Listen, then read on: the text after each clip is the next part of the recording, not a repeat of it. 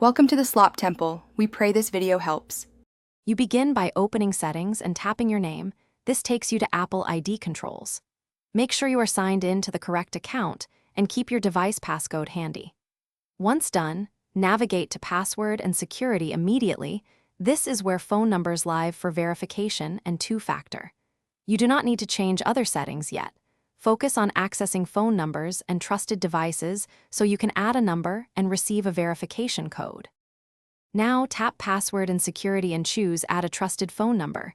You are about to link that device for 2FA.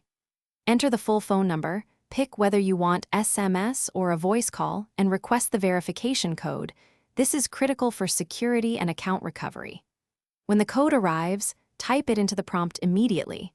If you do not get it, cancel and resend after a minute. Make sure the number format includes country code so Apple can route the message correctly. Finish by confirming the new number appears under Trusted Phone Numbers. This indicates Apple stored it for two-factor and account recovery. Once confirmed, you can test by signing out of an app and requesting a verification code to that number. This ensures delivery works across devices. If the code does not arrive, make sure the carrier allows short codes, restart the device, and then remove and re-add the number if needed. That single retry often resolves routing.